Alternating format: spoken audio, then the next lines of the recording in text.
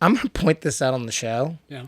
And maybe I missed something because I watched this Friday and I was kind of tired after the week. Right. This person lived after not having oxygen for 10 minutes. Mm-hmm. No, 20. 20. That's impossible. Tell me it's possible. That's impossible. And if he did live, he'd be brain dead. They say the cold temperatures. Bullshit. Hey, he lived. I was entertained. All right. Oh, I forgot to do this the last time. The editors hated me. I bet he did. That bastard. Oh, can't say that. It's all right. We got a new bleeper. Oh, good. Yeah, we used it on you. It's the throat clear. Good. I'll try not to curse. I'm not going to curse in this one. Well, you said that the penis alternative, a real dick. Oh, yeah. See, I'll get the. Well, the last one we went on a 20-minute political tangent. Oh, really? Anyway. How long was that episode? 36, 37? I mean, 20 minutes of it are you and me talking about that. Yeah. All right, you ready to do this one? Yes, I am on silent.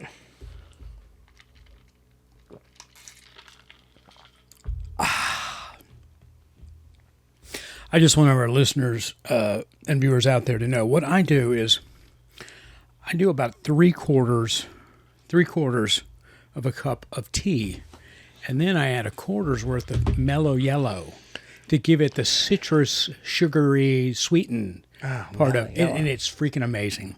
Tastes like a Long Island iced tea to me. Okay. Without the kick. You don't like the kick.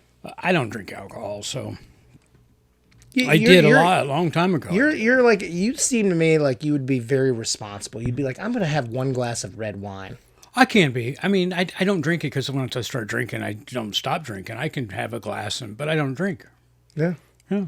So, having said that, hello and welcome to another episode of Streaming Without a Paddle. I'm Andrew. And I'm Underwater Ted. Yeah, this week, Ted and I we went deep with the Prime Television thriller documentary entitled Last Breath. It's out on, like I said, Prime Video. It's 1 hour and 33 minutes, so it falls into the category of normal to me. It stars. I'm just going to jump into it, right? Yeah, do you want me to read them? Well, you want to swap it up? You read them? That's fine. Chris Lemons, Finn Cole, Woody Harrelson, Simu Liu, Cliff Curtis, Mark Bonner, Dijimin Hunso. I mean, that's kind of it. I mean, they're not... Well, and Joseph Alton, he saves the day. Yeah. Isn't that him that does that, saves the day? I think so. so. What's his wife's name? Bobby Rainsbury? That's the wife? Yeah, our fiance. Yeah, that's about it. I mean, that's her. All right. Well, I'm going to jump in and tell everybody what this is about. This is actually based on a true story. A true story about a deep water crew that goes down. And if you didn't know, under the Atlantic Ocean, running from the United States over to Europe, we have cables and gas lines and just a whole bunch of crap that we've put down under the water that connects the two countries, communication lines, a whole bunch of stuff. And they have to be serviced from time to time. And in this particular case, this crew went out to service a natural gas line. And it was at approximately 305 feet in the North Atlantic Ocean, which is very cold, very treacherous, from what I understand. And these guys, they went down, they got their diving suits on, and they went down to fix this thing. And there was a mishap. I'm just going to leave it at that, because I don't want to be a spoiler of what the mishap was, but there was a mishap, and you can obviously Google it and ruin the surprise for yourself, but that's what it is. It's a mishap. And That's it. That's the movie without giving anything pertinent away. Yeah, I mean, I'll tell you what this movie did effectively. Make me know. For one, my anxiety was out the roof watching this movie. Exactly. Like, if you want to talk about a job that I would never, ever do, no matter what, this is it. Yeah. Well, it's funny because in the beginning of the movie, Finn Cole, by the way, I'm going to just kind of backtrack here. Finn Cole, he's kind of there are three central characters in this. Finn, Cole's character, Chris, Woody Harrelson's character, Duncan, and Simu Liu's character. It says David, but I'm going to call him Dave because that's what he says in the movie. My name's Dave. Call me Dave. And it serves around them. They are a team at the center of this movie. All right. Now, Finn Cole. I love Finn Cole. I think he's a great actor. I was first exposed to him in the series Peaky Blinders, which if you haven't seen that series, I think it's 6 seasons long, which is 8-10 episodes, something like that per season. It is a phenomenal period piece series, and it stars Cillian Murphy.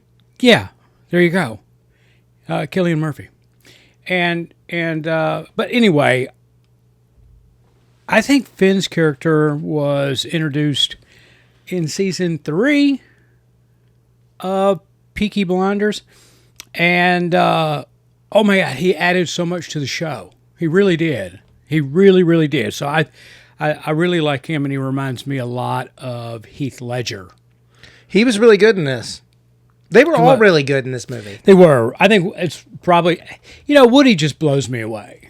We watched him in that, he's a basketball coach that gets probation, and he has to go work with underprivileged children on a basketball team, and as his sentence for, I forget what it was, hitting somebody. He kicked the ball. No, he beat the coach up, didn't he? I thought he assault. Yeah, I guess he did. Yeah. Anyway, it doesn't matter. I love Woody because he really brings his game. I mean, could you see plenty of interviews out there in the world of Woody, and you're like, okay, all right, hanging out with McConaughey there. He's kind of laid back and all that. But when that camera is rolling and he's on the stage, I tell you what, he never ceases to surprise me of the depth of his talent. He brings it. He does. I challenge anyone out there to tell me something Woody Harrelson's been bad in, because I can't think of a single movie. Yeah, I can't either. I can't say that I've seen everything he's done, but I don't know of anything I've seen, and I've seen a lot of Woody Harrelson movies that he's done a bad job in. So I'm blown away by the performances in this. Love to see Cliff Curtis. Love Cliff Curtis. Gotta love him. If you don't know Cliff by name, you'll know him from Training Day and Avatar and Collateral Damage. I would say the strength of Cliff Curtis is that you don't know him. Yeah, Blow. Yeah, he's so good. He's good in everything. As soon as you see him, you'll recognize him, though. He's got a very recognizable face and such. So very, very talented, and kudos to Mark Bonner on this too. All right, let me. This was interesting. I'm gonna because I enjoyed the movie. This is my typical routine. Dad and I get a movie, we watch the movie, and then after we watch it separately.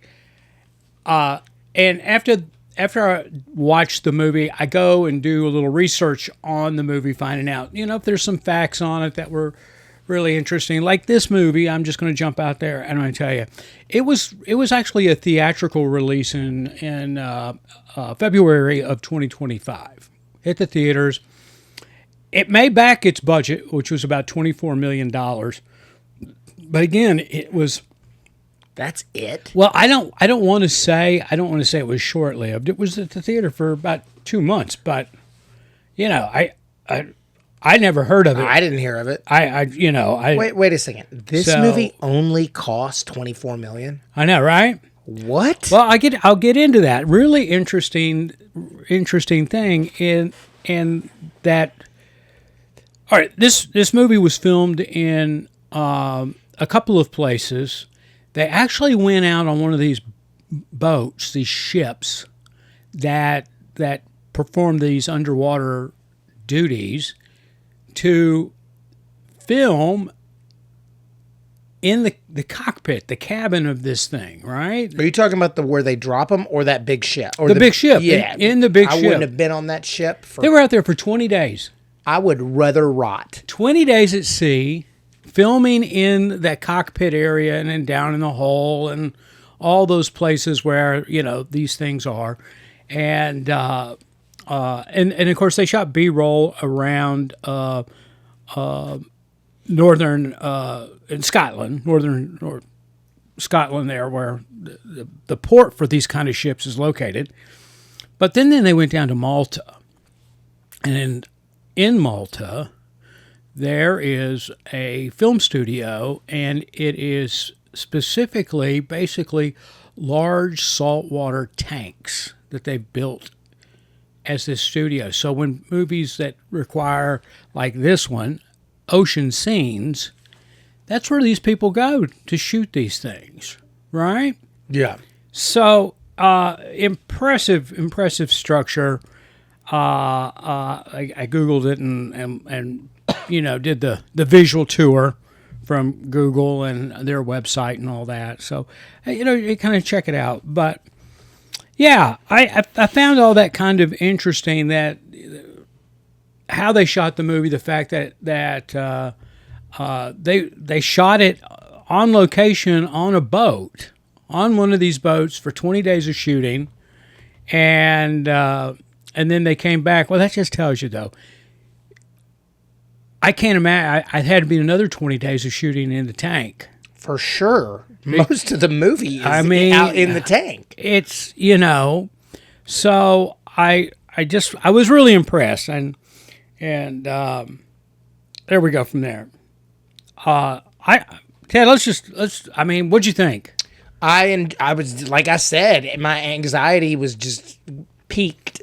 So I'm claustrophobic. Okay. So getting in, me riding on a plane, I can only do a big plane. I can't do a little plane. You can't put me on one with one seat on. The ones with one seat on each side will not take that plane. Yeah, right.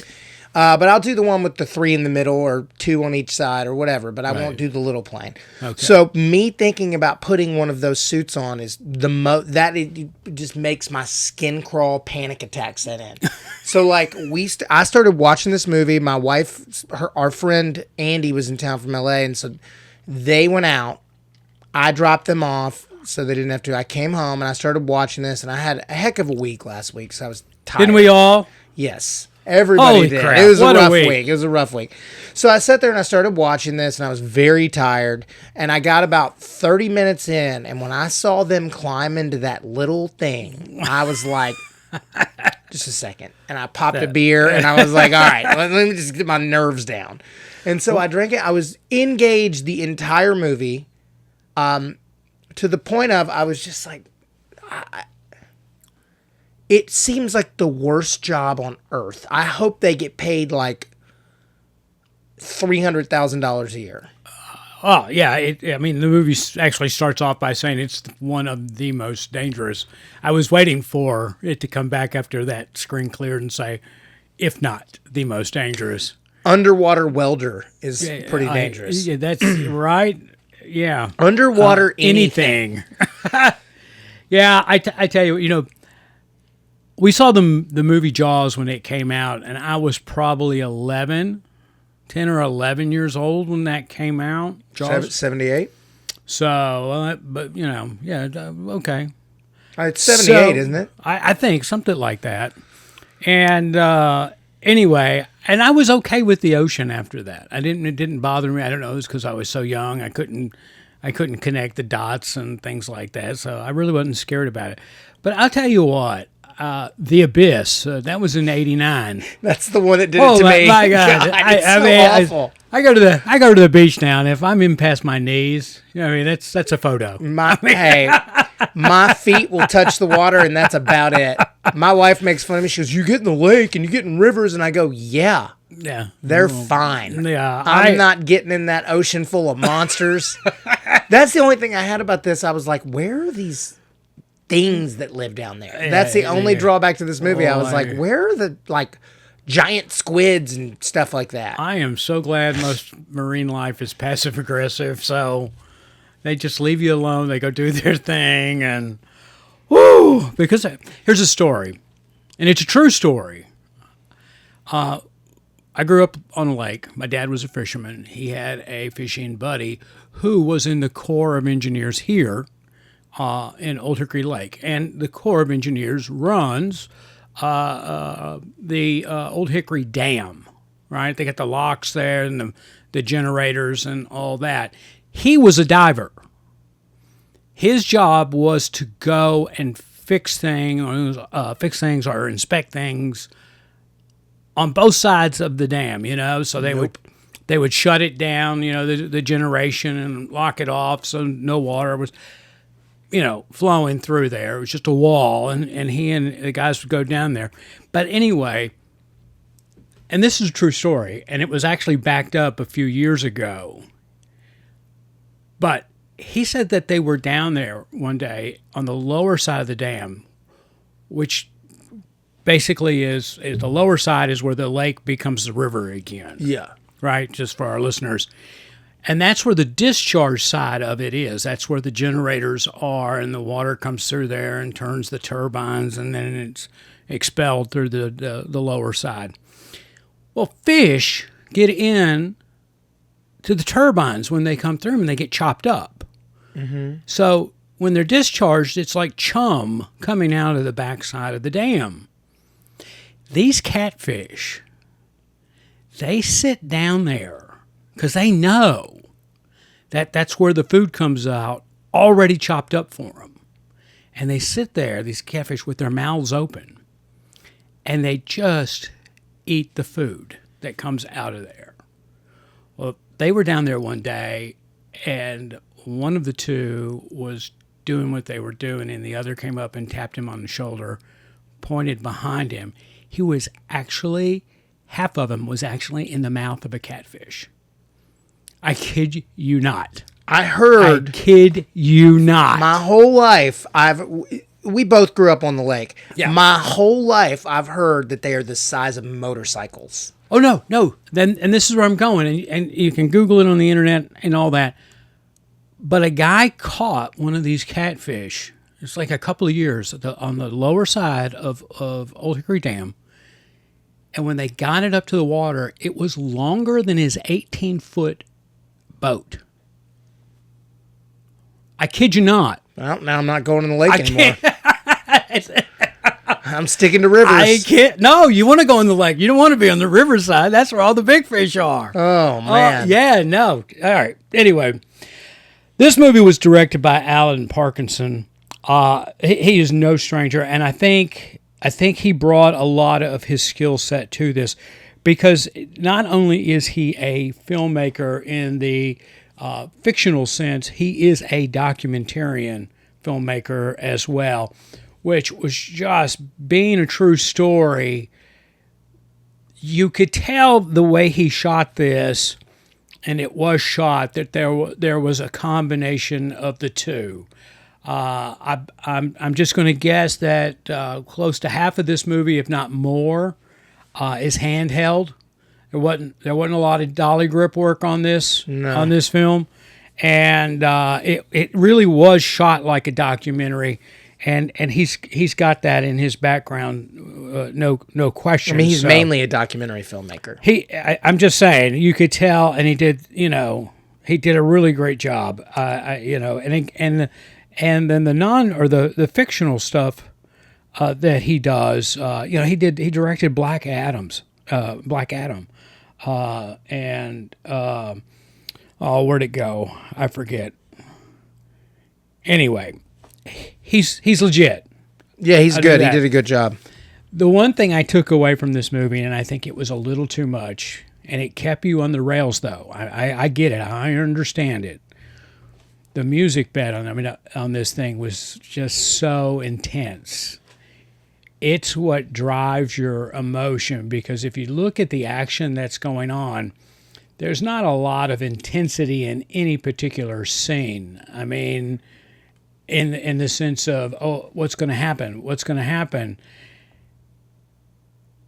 But the music bed that they laid down was just wonderful. Again, like Spike Lee last week. Wasn't it last week we did high to low, highest to lowest? And a beautiful, beautiful utilization of BG. I just, there we are. I like this film. Ted, you want to start off with a score? Do you want? Yeah, that's fine. I like this film a lot. I thought it was really effective. It was really well done. It was well acted. It was well written. Everything was good. I mean, I'd give it like a 7.9. That's my number. I'm a 7.9. And I wasn't interested at all in this movie when you pitched it. Well, that makes me an expert pitchman. That's right. But I mean, I can sell stuff. I want to watch the documentary now. Yeah. So I'm with Ted. I enjoyed this movie. I enjoyed. Again, I just thought it was amazing because, and I have to give the credit to the cast and to the director on this, is because it's not real content heavy. It's just not. I mean, it's an A to B, B to C, C to D script. Yeah, I mean it's pretty straightforward. You go on a dive, your hose gets busted, and then that's the movie. You try to fight for survival. And there wasn't a lot of add to it to make it seem more exciting. A lot of hyperbole to it. There wasn't. It was a real life situation, and they shot it like that. Yeah. So I didn't realize this either, too, until I watched it the second time. The opening of this movie is one. The cinematography in it is beautiful. So kudos to the DP on this. But when you start this movie, I want you, if you watch this, and you should watch this, I want you to watch the opening and pay attention, because guess what it is? It's the actual footage. Oh, from the documentary? From the event that happened. Yeah. Yeah, I just watched the trailer while we were talking for the documentary. And I'm like, that looks very similar. I was like, oh, this guy really matched that well. And it's like, well, he did the documentary, so he had the footage. Well, you'll that was one of the things that kind of caught my eye. I am no expert in marine world, but you could tell they shot this in a tank, because there's no plankton or anything floating around. That's what I was saying. There's no animals. Right. There's no animals. There's nothing living other than them, except for the opening of this movie. And so, and that's what happened was I watched the first time and it didn't catch my eye as, okay, that's different. And then I just went right into it, and it seamlessly tied together. But because I watched, the last time I watched it, it ends with tank scenes where the water's crystal clear and you can, see perfectly. To me now, watching it again with murky, and there are a lot of plankton and stuff, and I was like, oh my God, that's the actual footage. Yeah. That's the actual footage. That's not a scene from the movie that they've put in the opening. That's the actual footage. And I was like, oh. And then once you put it in that perspective, and that's the reason I'm telling you,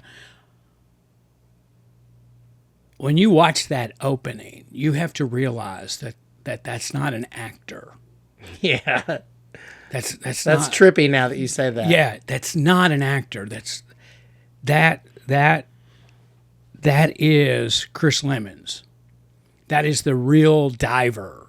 That's the real guy. You know what else occurred to me?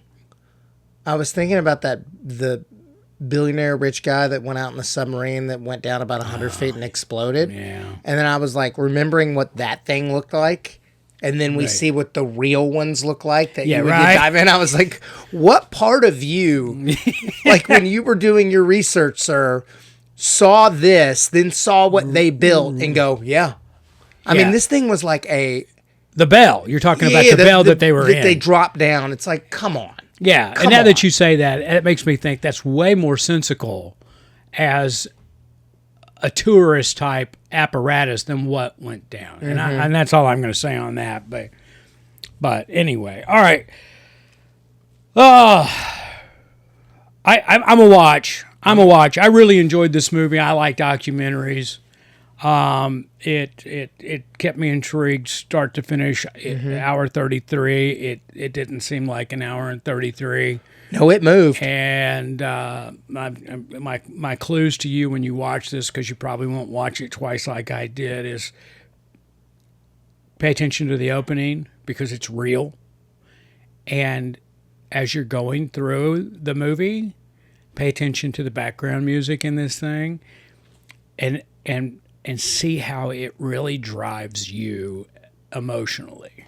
Yeah. So, because it was, again, it was done wonderfully, just like Highest to Lowest was. Yeah. All right. 2 bangers in a row, man. 2 bangers in a row. Wait. We had a horror movie last week.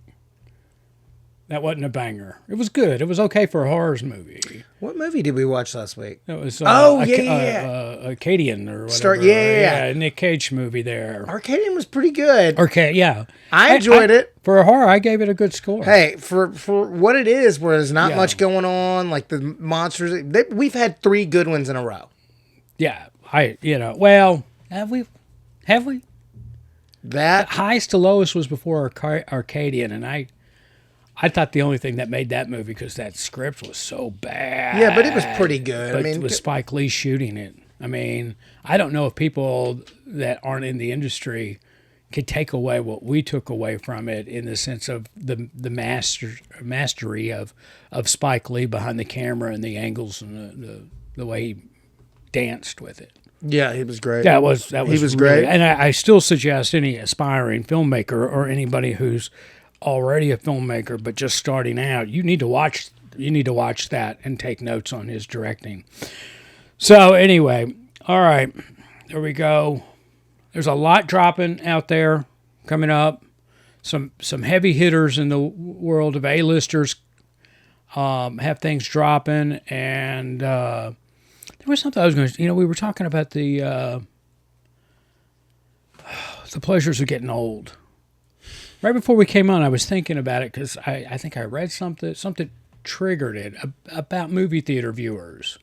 Oh. Yeah, I forgot what it was. I got to go see Long Walk this week. I told you on Saturday I was going to go see The Long Walk. Right. I'm going to go see it maybe tomorrow. Okay. All right. I'll do a little pop-up even though it's not streaming. Do. And share your thoughts on Mr. Charles Sheen. Carlos. Oh, I will, man. Carlos. I got to watch the second part. Ted and I aren't going to review it, but we're watching. I've watched both parts of the Charlie Sheen documentary, and I think that's on Netflix as well. You know what's interesting about him? The thing is, he works off pure charm. Like, he is like, Charlie Sheen is not like some crazy great actor. Like, he's good. Right. He's good. Right. But, like, arguably his brother, Emilio Estevez, was the better actor. Did the more interesting roles. But Charlie Sheen is like, when he's not on drugs, is so ridiculously charming. And everybody says it. Yeah. Every single person in that documentary is like, he can make you really love him. Now, this isn't what I was thinking, but since you brought up Charlie and his acting and all that, there is a portion in there when they're telling the Charlie Sheen story where Jennifer Grey gets him the part in Ferris Bueller. And, the scene is they're sitting in the police station on the bench waiting to be called up by law enforcement for their whatever that's going to happen to them. And Jennifer Grey's character is just kind of unloading on him. about her issues being the sister of Ferris Bueller. And his response to that was just absolutely wonderful. And I think it's so apropos for today. And when she gets done telling the story, she goes, you know what the problem is? It's you. Yeah. You're too busy worrying, thinking about your brother. Yeah. I think that carries over. We all need to think about ourselves a little bit. Yes, more. but I will say he's a really good actor. But I'm just saying, like, what drives him? He's great in Platoon. He's great in Wall Street. He has some real bangers out there. He has some classics. But when you see him being interviewed, you really get it. You're like, oh, you're just so charming. Yeah. When you're not on substances. And he's just a natural. Yeah. I mean, he was born for the screen. Oh, born. His charisma oozes through the camera. Yeah. It's a good documentary, and especially if you grew up in that period of the late 80s and the 90s when, he really came onto the scene and even through his 2.5 Men years. But you should watch it. I mean, I'm a recommend on this documentary. I recommend it, too. It's good. I'm going to finish it tonight. Here's the thing I love about it. He owns it. Yeah. He owns everything. He does. He doesn't point the finger. My fault. My bad. I did it. My choice. My life. My screw up. I own it. Yep. I love that about him. All right. Anything else? Nope. Guys, we really appreciate you listening. I say it every week, but we really do. Till next week, I'm Andrew. And I'm Ted.